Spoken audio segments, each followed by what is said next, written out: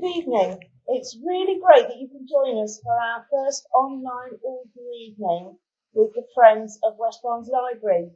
My first job is to thank Joy Kluver for getting tonight's event organised, and to her family who've supplied all the technical expertise to make sure that you can see and hear us.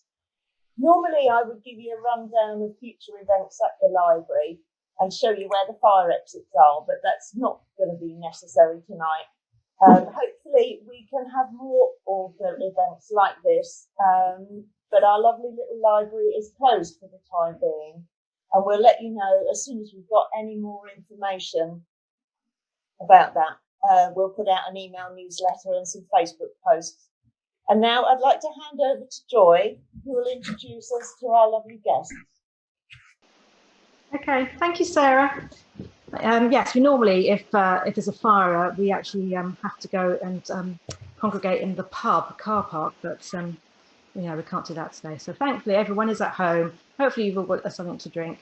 My name's Joy Kluver. I run these events with the Friends of the Library, the West Barnes Library, and I'm a book blogger, and I have the wonderful opportunity to meet lots of authors at different events and festivals. And I have met all of these wonderful authors we have here tonight, so let me tell you a little bit more about them. So, Graham Minett, you give us a little wave there, Graham. Yes, that's good, means you can hear me. Studied languages at Churchill College, Cambridge, before teaching for several years in Gloucestershire and West Sussex. In 2008, he completed a part-time MA in creative writing at the University of Chichester, and subsequently won both the inaugural Segura, is that how you say it? Segura, I hope, short story competition in 2008 and the Chapter 1 competition in 2010. The latter consisted of the opening sections of what would eventually become his debut novel, The Hidden Legacy.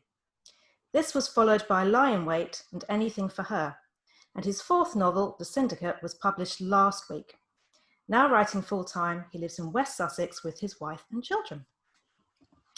So Chris Whitaker, we're very lucky that Chris is with us tonight. We'll explain why in a minute. So Chris Whitaker is the award-winning author of Tall Oaks and All the Wicked Girls. Both books were published to widespread critical acclaim, with Tall Oaks going on to win the CWA John Greasy New Blood Dagger Award. His latest novel, We Begin at the End, is available now. And Chris lives in Hertfordshire with his wife and 3 children.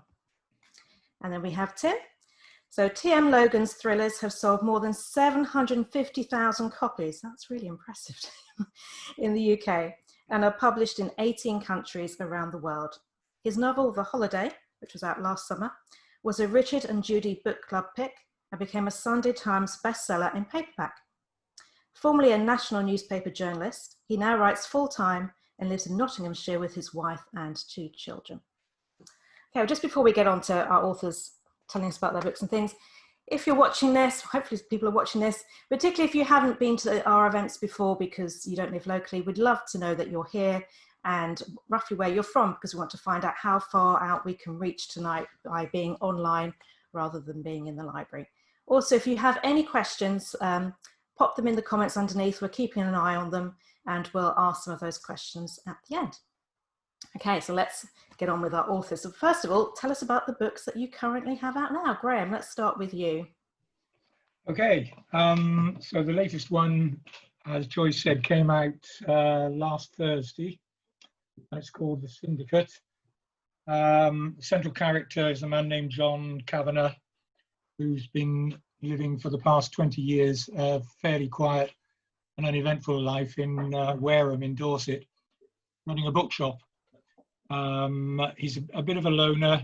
It's taken him a long time to be accepted by the local community.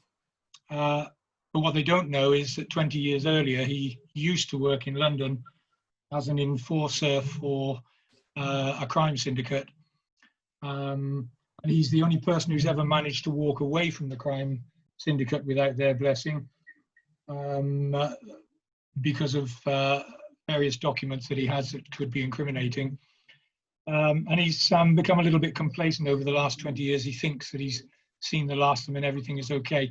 His reason for wanting to leave was he's haunted by the final job that he did for them, which he just couldn't square with his conscience. And he wants to put that right. But what he doesn't know is that in London things have been moving, and it's now run by different people who see his breaking away as not a very good precedent that other people might decide to follow. So they're coming after him, and he's running out of time to put right the wrongs that he has committed in the past. Excellent.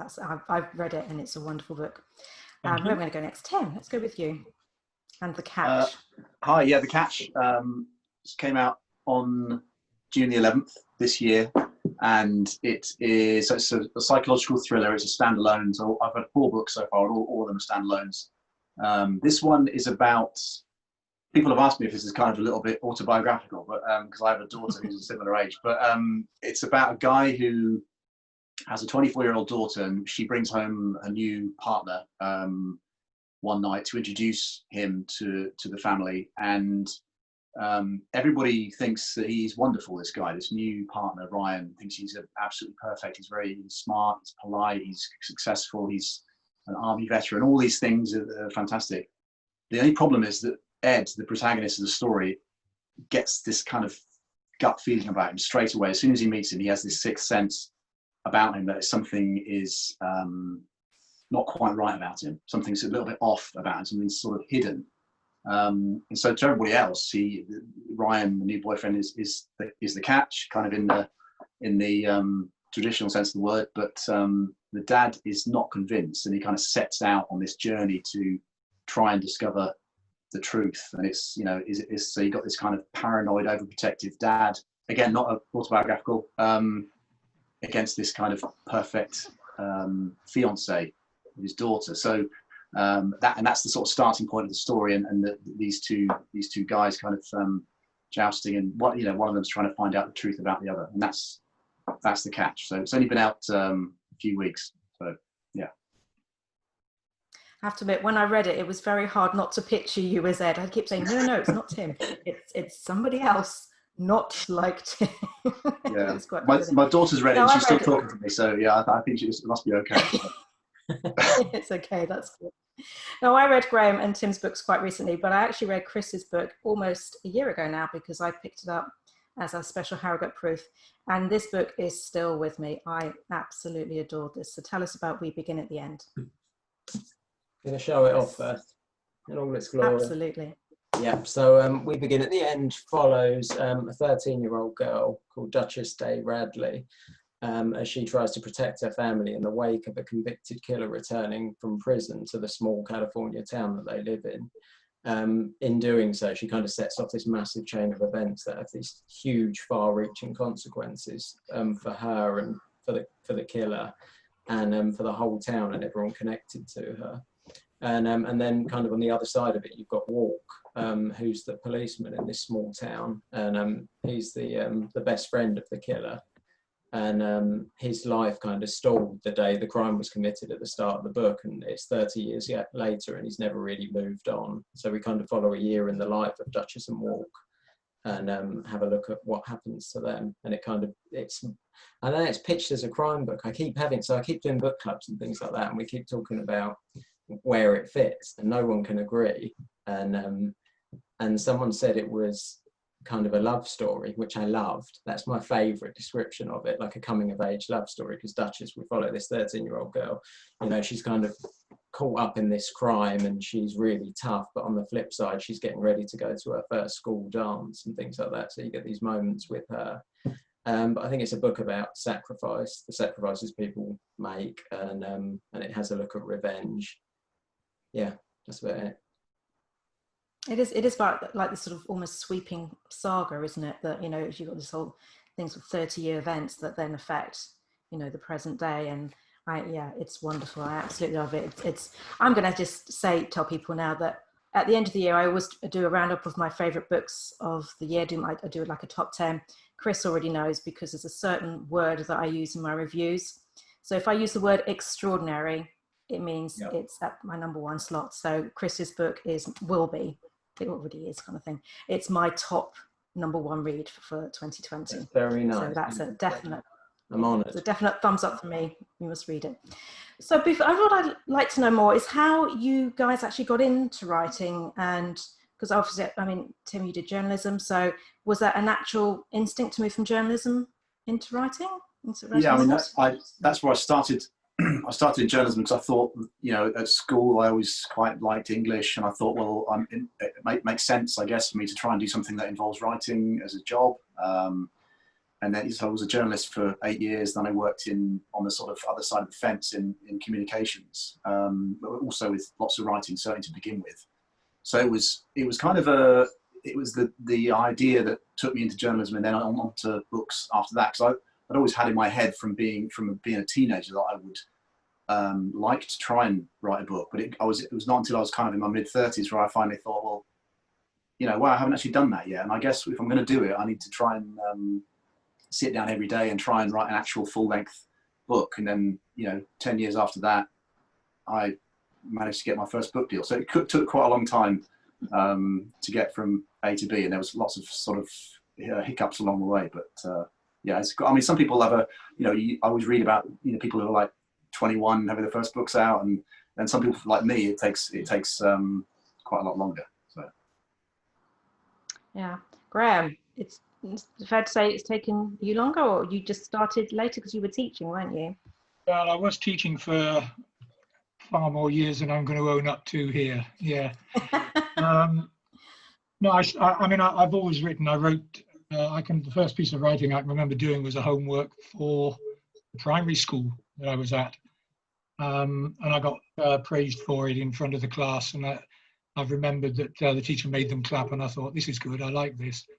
So I'm sure that's a metaphor for what happens with most authors later on. That's the reason that we really do this, because it's quite nice to get the approval. But, I then wrote my first novel when I was in my late 20s, I think it must have been, and I was accepted by an agent, and he had it for about a year, and he was just starting out as an agent. He's now just about the top agent in the country. So I'm not going to name him because he might not be too keen to be associated with my effort then, because it was rubbish. Then I did this MA when I was getting towards the end of my teaching career, a 2-year part-time MA course, and that's what really made the difference. That's how I got the first one. So I'm the most protracted overnight success that you can imagine, because I finally got a book published when I was 63. Well, I feel encouraged that you were doing that and you kept going. So Yes, that's, I mean, you could always pull that one out from, you know, when you were in your 20s and dust it down. It might not be too bad. I pulled it out a few years ago, and it's never coming out again. No one is ever seeing that one. Honestly, it was awful, absolutely awful. Well, it couldn't have been so awful because it got you an agent. I know, this is what amazes me, but he was just starting out, to be fair. So which agent is it? Sorry? Which agent is it? Trying to catch me out there, are you, Chris?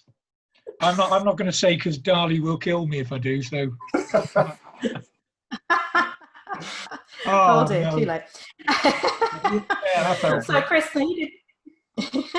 Chris, you were doing something quite different. You weren't sort of teaching or writing journalism. You were in banking. Yes, I was in the city, and I think since school, when I was at school, I liked the idea of being an author. I've always been a massive reader, but it seemed kind of completely out of reach, you know, especially the school I went to.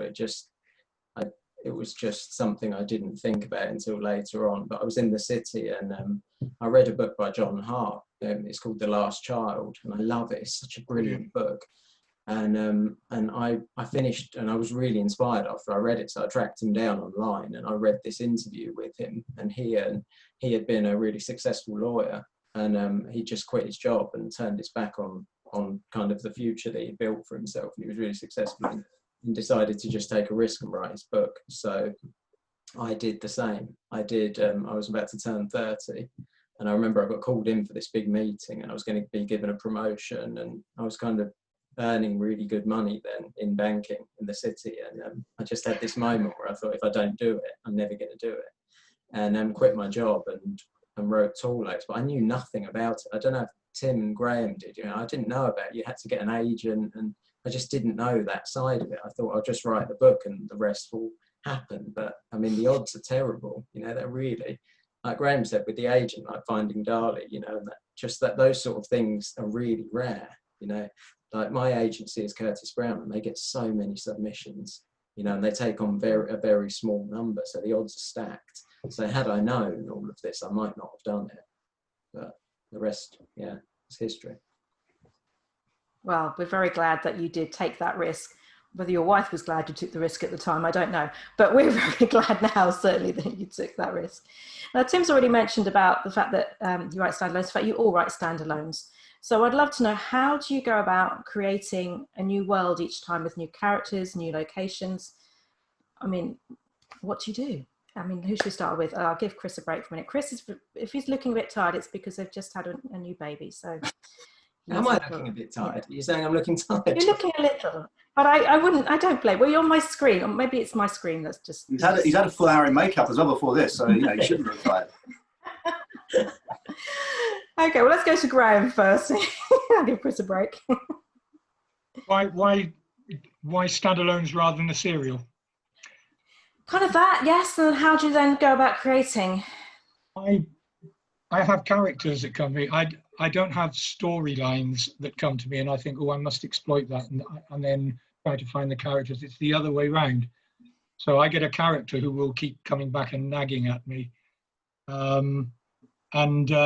When I know the character well enough, so that I know the thing that I'm after in particular is that character's weakness, the Achilles heel.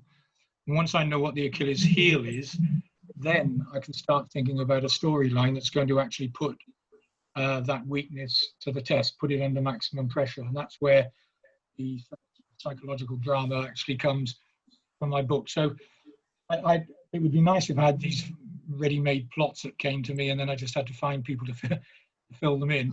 But I genuinely do work the other way around and have done with every book except to a certain extent the first one, The Hidden Legacy, and that was because the opening chapter for that I had to write before I did anything else, because that was my dissertation for the MA. Oh, yeah. And when that won the national competition, I then had a deal, but no story to go with that opening chapter, and I had to come up with something then. But that's the only time that I've done that. On all of the other books, it's the character that's come first. All right, okay. Chris, how do you go about creating your different worlds and different places? And it's funny, I kind of start, like Graham, I start with a character, but I start with like a visual. I remember I was out for dinner years ago with Tim and Catherine. I think Graham was there as well. It was at Harrogate years ago.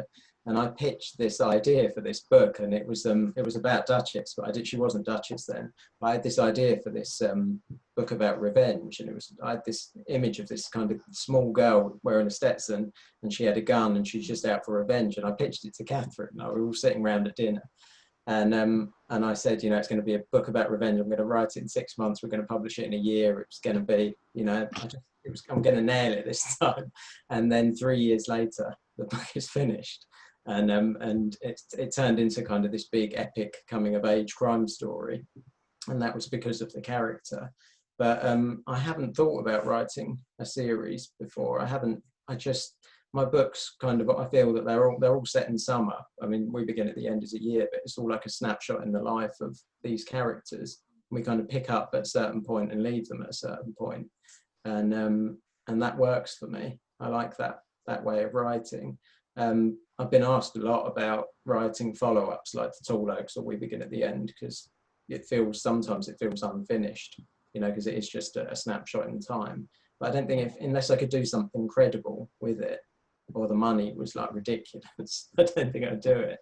And there's also the worry, isn't there, that if you have something that's as successful as We Begin at the End, and you then do a follow-up in some sort of way, it won't be.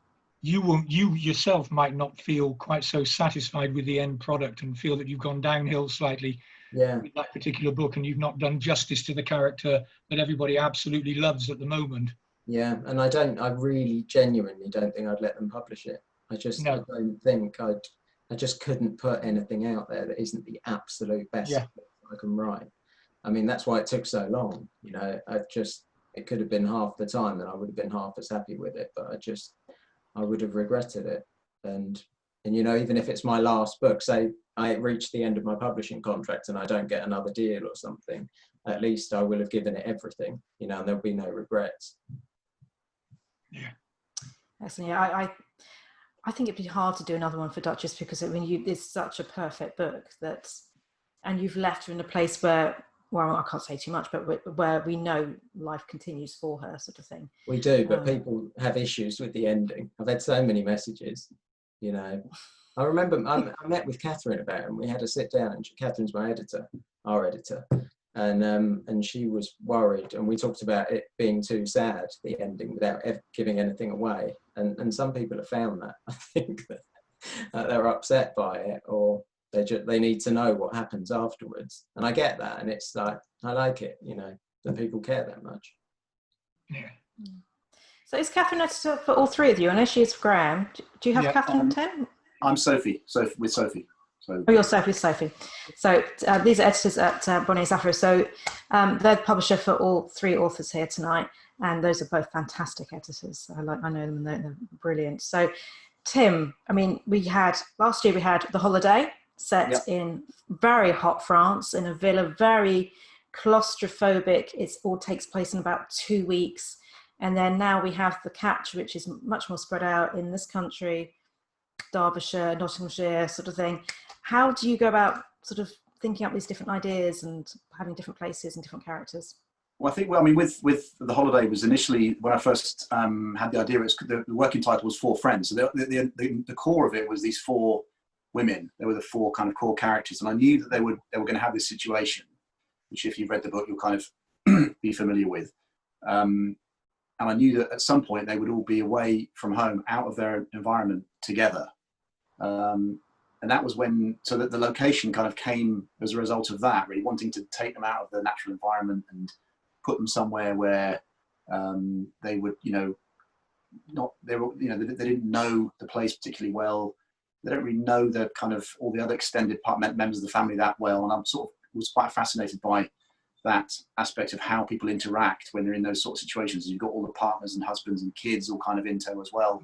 But it started with the four characters, and then with The Catch, that was, people have been asking me, because The Catch could be set, you could set it probably in different places, but people have said to me, well, why have you not set a book in Nottingham, where I live? So particularly people who are friends here, they're saying, well, why is it set in France or London or whatever? So I thought, well, yeah, that's quite a good point. And with The Catch, it's very much about the protagonist feeling like his home kind of turf is almost being encroached upon by this newcomer to his family, this person who wants to become part of his family. So it made a lot more sense, again, kind of drawing on my own experiences of living here and this being my kind of my home turf to set it here. And there's sections of it are in Derbyshire as well, which which are obviously neighbouring, not far away from Nottinghamshire. Don't want to say too much about that because it's no spoilers. But yeah, no, I won't say too much of that, but I did enjoy those bits because I was like, oh, now I recognise the name of that place. And when I sort of looked at it on the map, I went, it's not too far from where we'd stayed when we'd been up there. So I was like, right, I can really picture this now. I've really got a really good visual image of what's being experienced here. So yeah, so I quite enjoy it when I know it's sort of things. But Chris, I'm just going to come back to you. In terms of location, you've created fictional towns, haven't you, for your books? Yeah. They're set in America. Yeah, because so I haven't been to America since I was 21, and so I don't know it as well as, like if I was to set the book in London or something. So I like to have complete control about where things go, and I'll start writing the book, but by the end of it, I'll have a fairly good map of the town. Yeah, that works for me. Yeah, I can understand why you do it. It's a good way of creating it yourself, and then no one's going to come back and say to you, but that's not there, because you say, well, it is, because I've made it up. That's exactly how I wanted it to be. So I've still had that. I've had people come to me. And really? the second book set in Grace in Alabama, there is a nothing area in Alabama. I probably insulted it now, calling it a nothing area. When I found it on Google Maps, it's just like a sign that says Grace, and there's nothing there. There's not even houses or anything there. And someone messaged me to say that I'd got something wrong about it. But yeah, can't win them all. You'd put houses there. That's what was wrong, wasn't it? I built a town. You built a town that doesn't exist. Oh, well, yeah, whatever. That's fine, isn't it? I'm just thinking as well that in your books you've got multiple viewpoints and sometimes different timelines as well.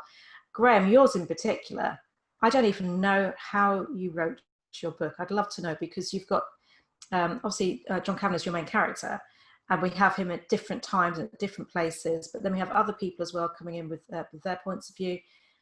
How on earth did you do that? Was there a lot of planning needed to do that? I'm an unremitting planner.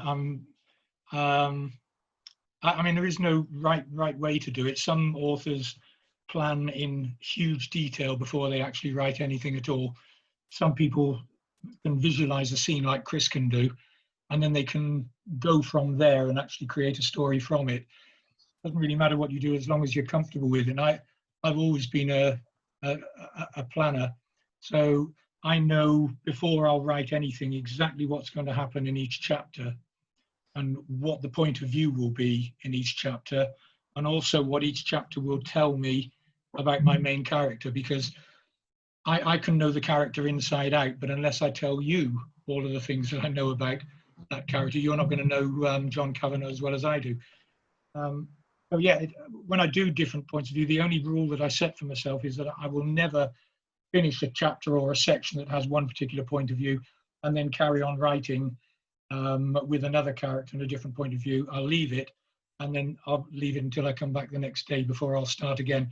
And it's almost like a schizophrenic existence. You have to get yourself into character in order to do it effectively. What I could do, and what I don't know if it was Tim who suggested it, somebody from Bonnier suggested to me, since I do plan it out in detail, why don't I do all of the sections that are going to be from person A's point of view together, so that I stay in character, and then do all of the others, and then just slot them in their place in the jigsaw. Might be interesting to do that sometime. Be a way of ensuring I've got consistency of voice, consistency of attitude all the way through it, and there's no temptation to sneak one or two attributes from somebody else in there. Right. So Tim, do you do that because you've got different points of view as well in your book?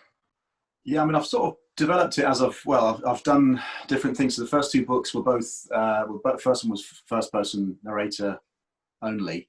The second book was a third person narrator only. And then it was only with The Holiday where I kind of diverged from that and had first person narrator plus sort of multiple other third person viewpoints. And that was really, it started, the first draft of the book was very much, well, mostly around that first person character, the protagonist, Kate.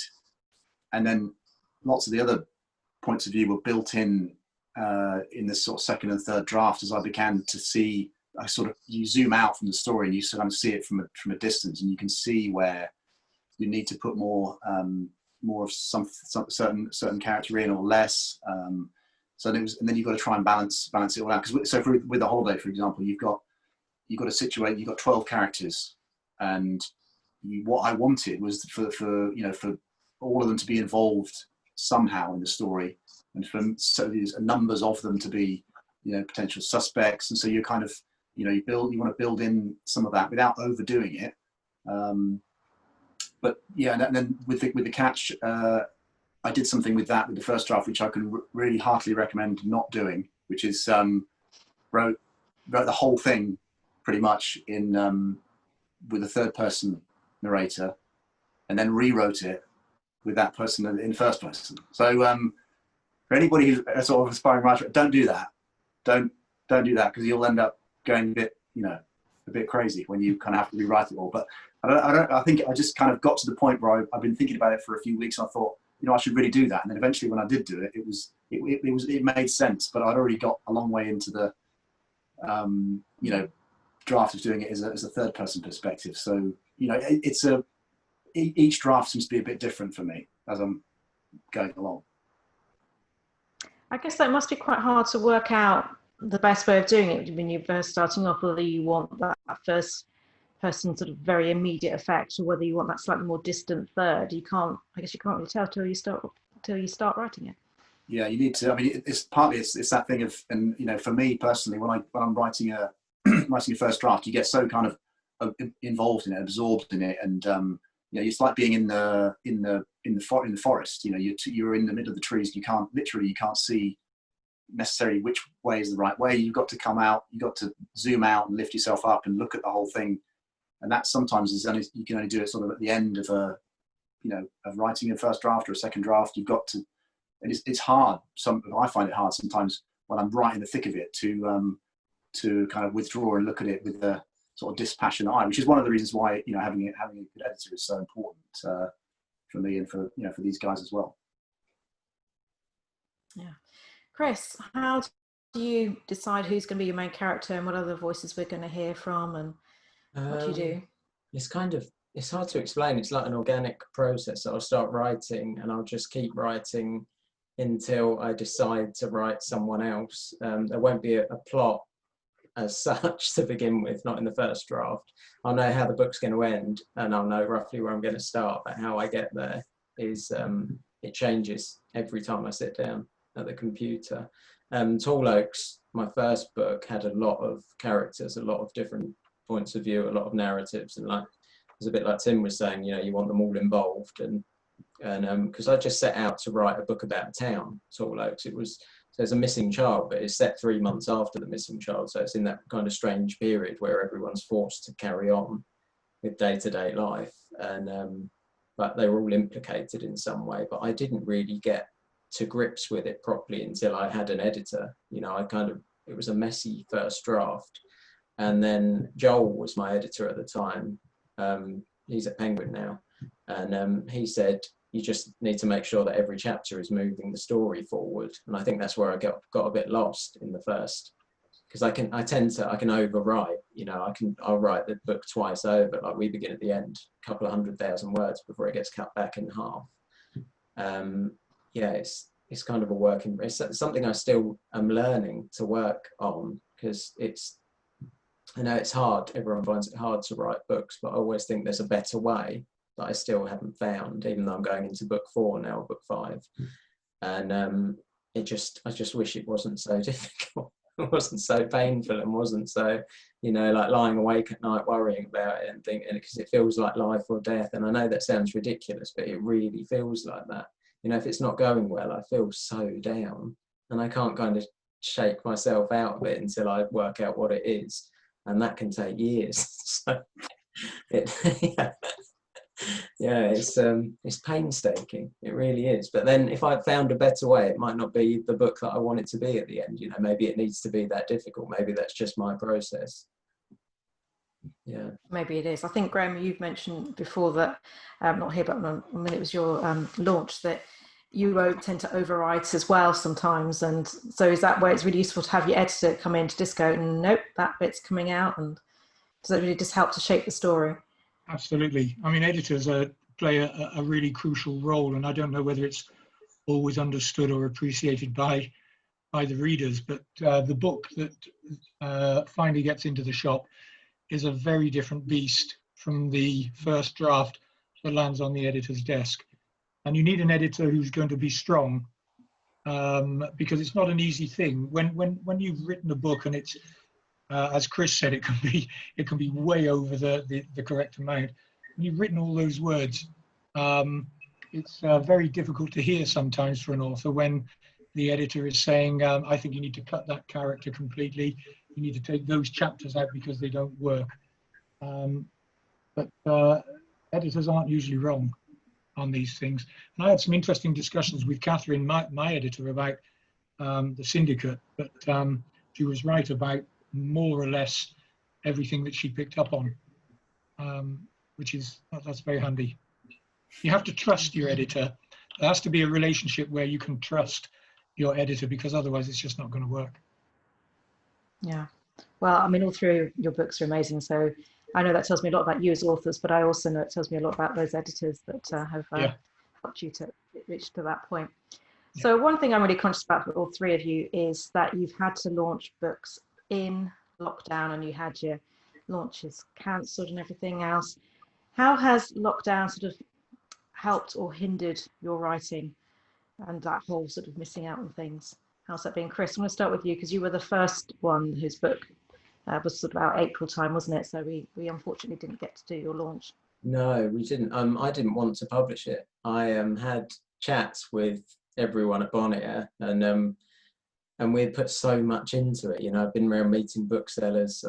I've been all over the country. I went to Scotland and stayed there, and then went around with the sales rep, and we did so much groundwork. And I just thought, you know, why don't we just push it? Let's just stop, because it publishes in America next March. And I said, let's just line up with America. You know, let's just leave it. Let's just write the year off.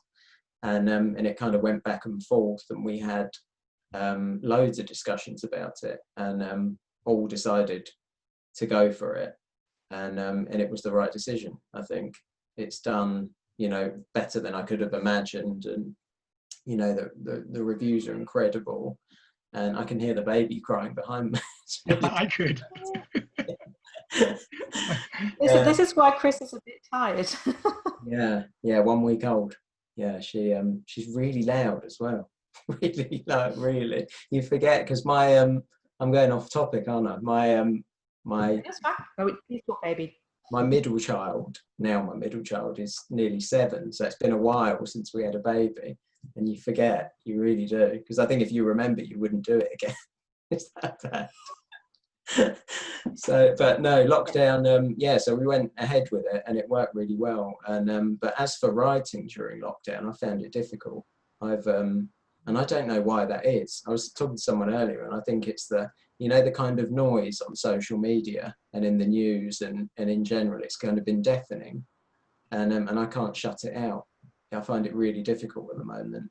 And I trade in the stock market in the day, and that's been really busy, and it's been kind of wild, you know, during it, as you can imagine. You know, it's just been up and down and all over the place. So I found it really hard. Have you had the boys at home? Have they been homeschooling? Yeah. So they're home from now until September. So, and we're having massive building work done. So it's really noisy. The roof's come off the house. So there's like a temporary roof, and there's people walking around above me. And yeah, so it doesn't make for ideal writing. No, not at all. I can understand that. Graham, how's it been for you? Yeah, similar to Chris, it's very upsetting to have arranged a whole host of events, because I was going to be travelling up and down the country, going and talking to libraries and book groups, and although they're postponed, they're not actually cancelled. The book has come out in a sort of vacuum, and it's always a little bit worrying, because you're just not sure how the book's going to get out there. In terms of actual writing, I probably wouldn't have been doing a lot of new writing at this time anyway. I've done the first draft of a book 5, and I know what I've got to do with that. But I wouldn't have been writing now, because there are so many other bits of writing that you have to do in order to promote the Syndicate. Because, as I say, that only came out last week.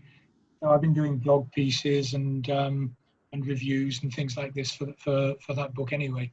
For new writing, I'm going to be starting, I suspect, I'll probably have about another fortnight or so of really pushing the Syndicate, and then I need to get down to the second draft.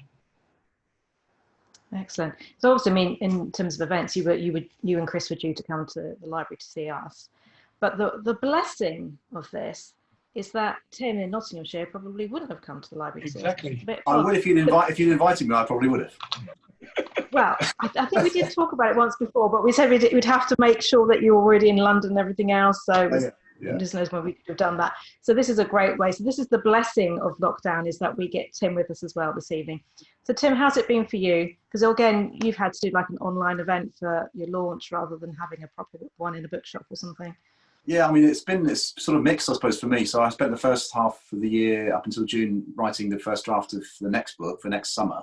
And I'm lucky enough to have a place at home where I can work here in the shed in the garden writing cabin.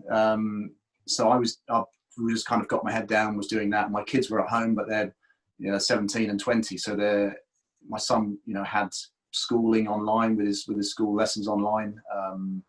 So I've been really lucky in terms of not having too many distractions. And then the launch, it was a shame because I've done live proper launches in, Waterstones in Nottingham for the last 3, and to not have that, you scratch your head. But then I ended up doing a Facebook Live thing, a virtual launch, which I probably wouldn't have thought of doing before, and it actually was kind of went off.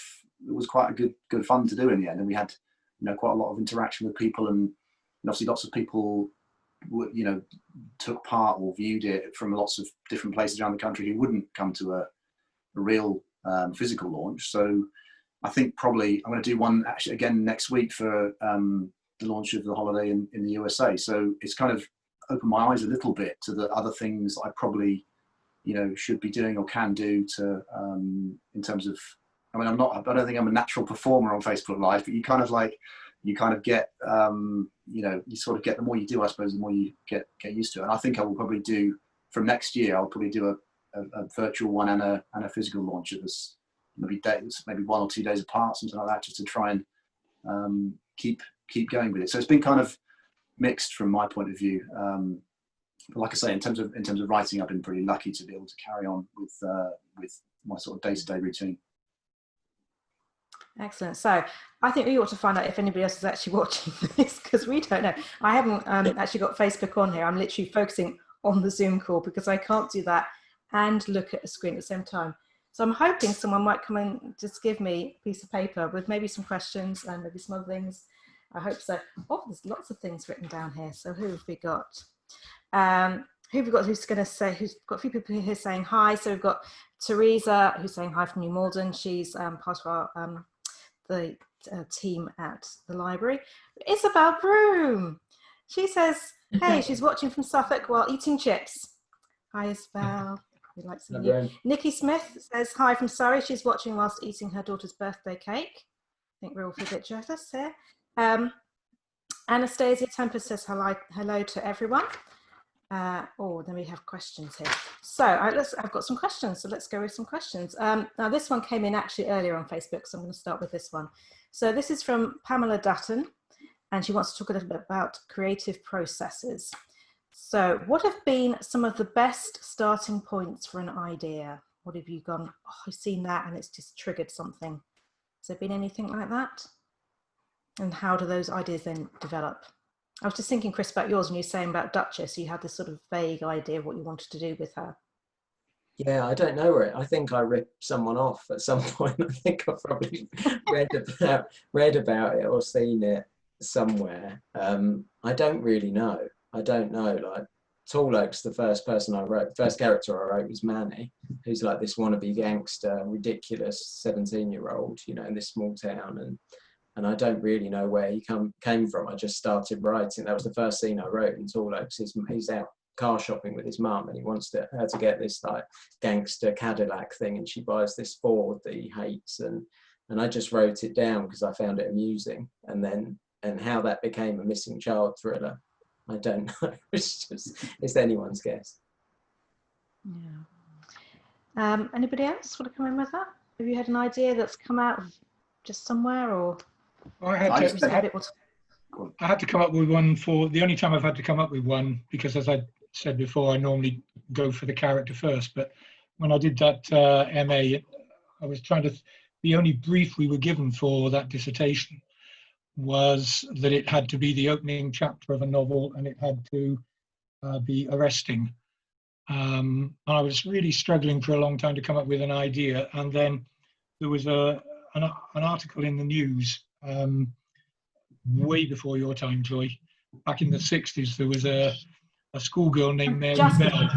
Yeah, a schoolgirl named Mary Bell, who I think was from up near Newcastle somewhere, and she had killed the child that she was babysitting.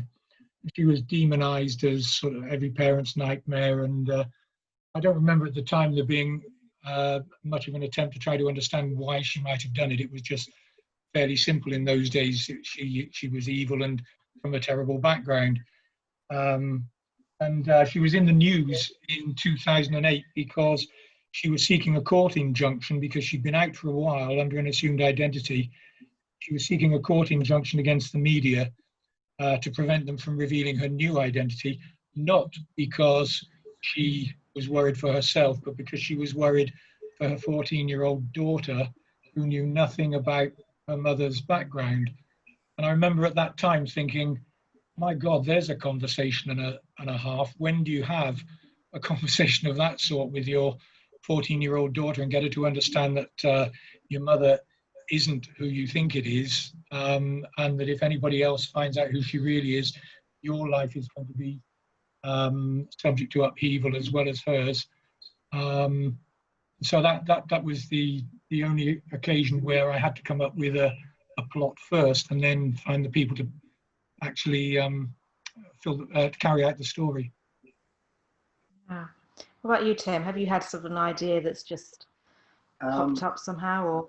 I tend to sort of, well, so sometimes I've used just little things from my own life, from my own experience. So, like I said, with The Catch, it's about a guy who's, you know, it's also this question of, you know, what's the worst thing that could happen in any given situation, any given story. So, you know, if you think about your child bringing home a new partner, what's the worst thing that can happen? It's not actually that they bring home someone who's clearly awful and inappropriate. It's if they bring someone home who everybody thinks is fantastic, but you are the only one who disagrees. So that's just kind of, you know, and again, it's my slightly twisted writer's brain thinking about that. And then with The Holiday, the sort of like I said, the core of the story is these 4 female friends who go away, and that was you know, a little bit of the inspiration for that was the fact that my wife and 3 of her friends do that every year. I have done it for about 10, 15 years. Every summer they'll go away for a long weekend, just the 4 of them, no partners, no kids or anything, and you know, they'll go away somewhere different each time. And then again, you know, what's the worst thing that could happen there? And obviously, you know, in The Holiday, lots of terrible things happen to that kind of friendship group. So yeah, and then 29 Seconds is set in a university, which is where I was working at the time when I was writing it. So it's a fictionalized university, by the way. It's not a real one. So I got a bit nervous about. So yeah, and then you know, Lies, the characters in that, some of the little boys based on my son, and so I guess I draw things from my own experience and kind of, you know, start with one idea and then spend a few weeks thinking about where it might go. Oh, Tim, I'm just going to stay with you a minute now. I've got a question from Lavinia, who's in Farnham. Now, it does say here that she had to leave to put her kids to bed, so I don't know if she's come back or whether she'll come back and see this. She said The Catch is the best book she's ever read. Wow. She feels bereaved having finished it. And I agree with her here. Did it have to be this way? We'll be very careful not to have spoilers. And do you believe that we can really work someone out by instinct? I guess that's sort of Ed's reaction to Ryan. Yeah. I think some people. I don't think personally I'm very good at that, to be honest. I don't think. Well, I am fascinated by the idea of, you know, you have all this knowledge about someone, or you know them, or you know everything about them, but you know, having that kind of gut instinct, and it's kind of that argument, which I think is quite interesting about the kind of conflict within a person between, you know, passion and reason, or, you know, heart and head kind of thing. Is, you know, that kind of conflict within a character, I think is always fascinating, and that's obviously going on with Ed in The Catch. He's kind of got his head telling him one thing and his heart's telling him something else. So yeah, I what was the other question? Did it have to be that way? I think yes, it was. Yes, I kind of agree with you on that one. Had you always planned it? We're not going to say anything, but there is a twist in this. Had you always planned that it would be like that? Yes, from quite early on, I kind of thought that was what I wanted to. That was how I wanted it to go. So I think lots of authors will kind of have, broadly speaking, a kind of an end point or a destination, or a, you know, like I think Chris said that he knows. He might not know very much, but he knows, broadly speaking, how things are going to end. And that was certainly in my head with The Catch from quite an early stage of planning. Okay, so we have the people are going, oh, what's this about? You'll have to read it to find out.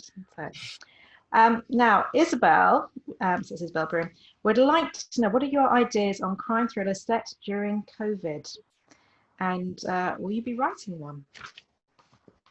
Or are we just going to airbrush 2020 from all books from now on? Nothing happens in 2020 in any books. What do you think, Chris? I haven't got with you. I haven't got any plans, but I think it's going to be. It might be a bit weird. Well, there's some school of thought which says any book set in 2020 which doesn't now mention it is going to be a bit weird. But I don't know if that's true or not, or whether people will make that connection. I don't know, but I haven't got any plans for a COVID book. Okay. Chris is shaking his head as well. No, not for you, Chris. No way. Not my style to write. I might read one in a few years when this is, less fresh and we're not in it anymore. But no, definitely not. And definitely not set in America, because let's face it, that would be quite difficult to do because it's pretty bad there. Graham? No, I don't think so. I'm not sure if you look at it just from a commercial point of view, it's going to be a good while, I think, before most people will want to read a book about this, because they'll be too actively trying to forget it. So I'm not sure it makes much commercial sense in the short term. In the long term, I don't know. As Tim says, if you're going to set a book in 2020 and you don't include it, then it's going to be a little bit odd. Yeah. But I've no plans to write about it. No. Yeah, I think it could be a bit odd. It's going to take a very, very good writer, I think, to be able to pull it off. Yeah. Jacob Collins is watching. We all know Jacob. He's another blogger. Yeah, and he asks, before you got your first book published, how did you know it was ready to send out? I don't know if he means maybe to agents, probably. I think that's probably what he means. Oh, Graham, you've just shown us earlier that your book, when you sent out when you were in your 20s, you thought was ready, but maybe not quite ready. Yeah, I was persuaded. I wasn't sure it was ready when I was in my late 20s, but I was persuaded by someone else that it was. I don't know. I mean, with The Hidden Legacy, it felt like the right time because, as I said, the opening chapter had won a national competition, and all of a sudden I was able to send out. I'd just finished the MA, and I was able to send out letters to agents, which talked about the fact that the opening chapter that I was sending to them had won a competition. So it just felt like the time was right. Jacob's absolutely right. It is a difficult decision to take. You've got to be 100% sure in your own mind that the book is as good as you can actually make it at the moment without help. And accept the fact that the help to make it better will be there once you find someone who's interested, because agents play a really important role as well in terms of shaping a book. Agents will not be slow to tell you this is where the weaknesses are and this is what you need to do, and then when you've dealt with that, I will send it off to a publisher that I know who might be interested. Okay. Chris, so you were saying earlier that you just sort of thought, I'd just write a book and see what happens. How did you know it was ready to send to an agent? I'm not sure it was ready, my one, to go out. When I look back at it now, just because the finished draft was so different to the book that I sent out, and I think put it aside for a month and come back to it, because it always reads differently. It's funny when I'll work for 3 years on We Begin at the End, and I won't be able to do anything else to it. And then as soon as I've sent it off to my agent, I'll start realizing what doesn't work, in my own head. All of a sudden, I don't know why that is, but yeah, I guess if Jacob's got a ton of book blogger friends, so yeah, you get someone to read it, someone he trusts, someone whose opinion he trusts. But at the end of the day, it's quite subjective, isn't it? So if you feel like it's the best you can do, the absolute best, and it's 3 chapters, isn't it? That's what you send off, I think. I don't know if it still is that. Yeah. So yeah, just work on them. Work on your 3 chapters, and until you can do nothing else, there's not a single word you would change, then you can send it. Jacob, you have my blessing. I love Jacob. Tim, have you got any? Yeah, we do. Oh, we all love Jacob. Tim, have you got any advice? I think it's well, from my own experience. So I sent the first 3 chapters in a letter to an agent in 2009, and that book went out to publishers in 2013. So there's quite a long. All they have to see, I think, in that first set 3 chapters is kind of possibility, I think, or you know, some evidence that, you know, that certainly, I don't think probably for most people that will be very different from what ends up going out to publishers, you know, 6 months or a year, or in my case 4 years later.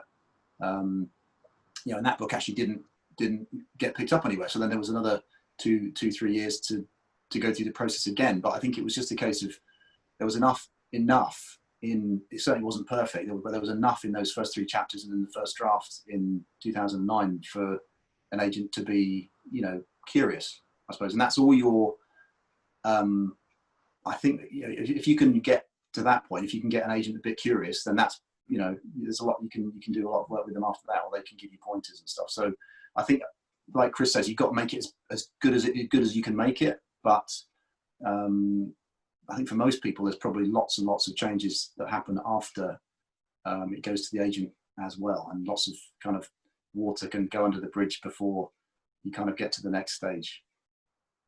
Yeah. Okay, I've got 2 more questions that we're just going to do, and then we'll be coming towards the end of this evening. I've got Lorraine Simpson. She wants to know, do you try and write every day, whether you think you have any good ideas or not? I do, without fail. Yeah, 7 days a week, and then when I have delivered, then I'll have a break, and that's the only time I'll break. I'm very impressed by that. Are you going to be doing that soon with a baby strapped to your chest? And yeah, there is no, I can't switch off from the book anyway, and I won't relax until I make progress with it. So it is, I'm always on it. Mm-hmm. Cool. Graham? Once I've started a book, yes, more or less. I wouldn't say necessarily absolutely every day, but certainly 5-6 days a week. I'll be writing once I've actually started the book.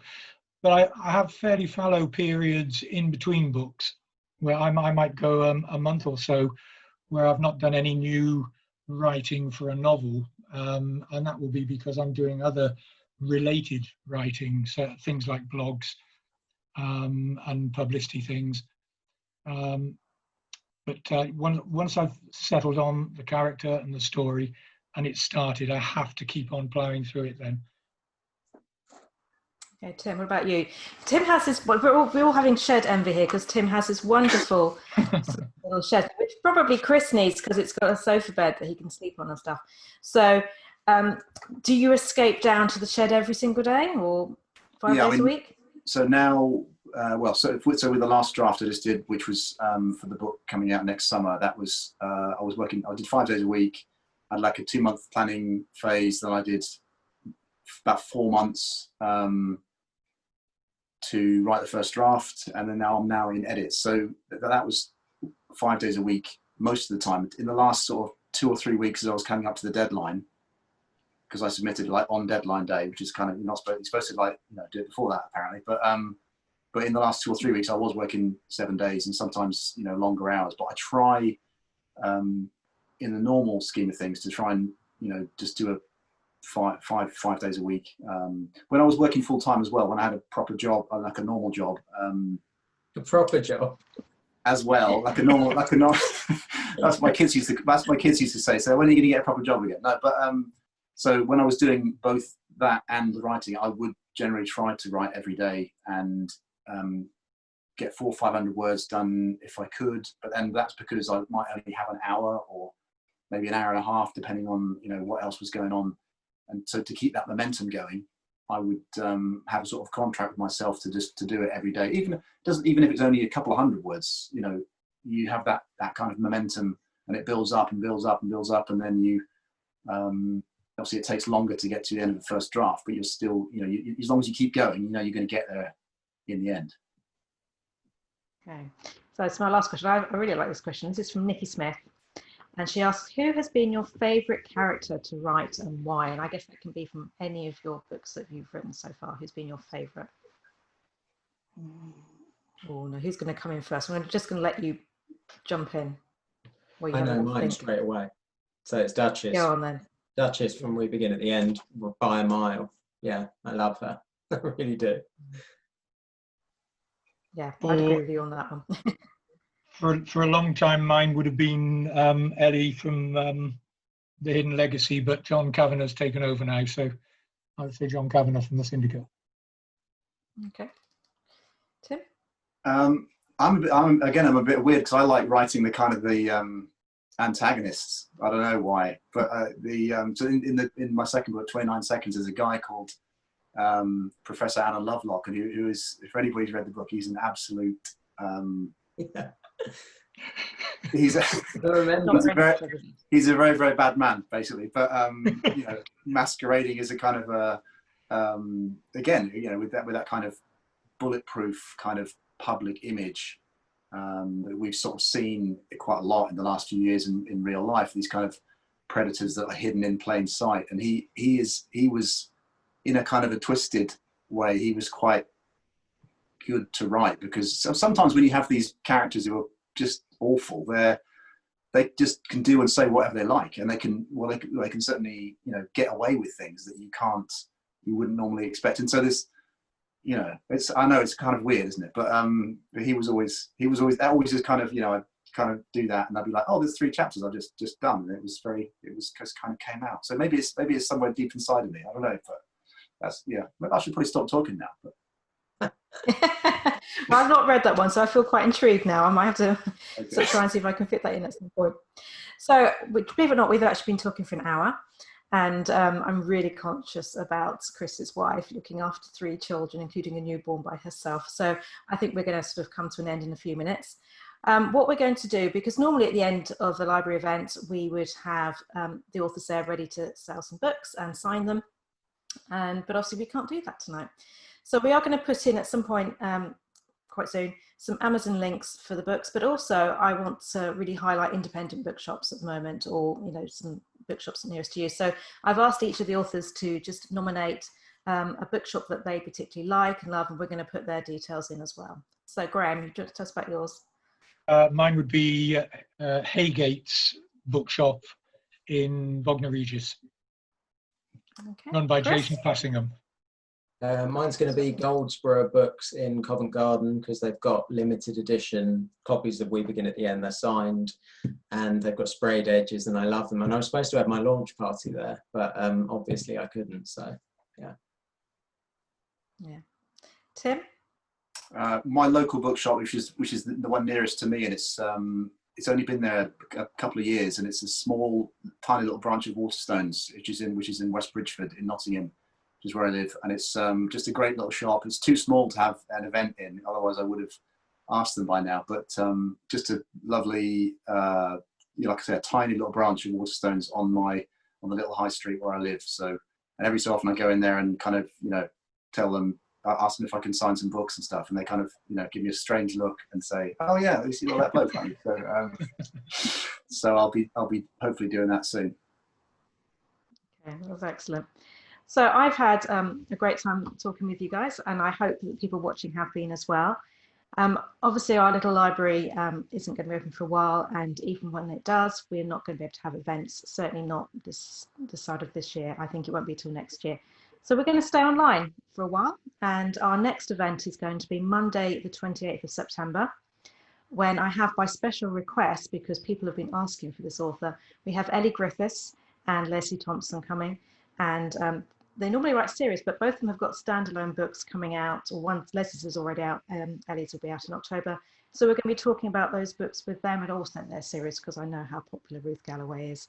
And so that's what we're going to be doing next. And then our plan is, because we had Will Dean and Johanna Gustafson, we had to cancel. I'm hoping that we're going to get them sometime later in the autumn as well. So we have still got events lined up. We're still going to be doing things, and we really hope that you can join us in September. And we hope you have a lovely summer. Thank you so much to Graham, to Chris, and to Tim. Hope you have a good summer too. And I hope, guys, we get to meet up in person really soon. Okay, thank you for watching. Bye-bye. Thanks for having me. Thank you. Bye. Bye.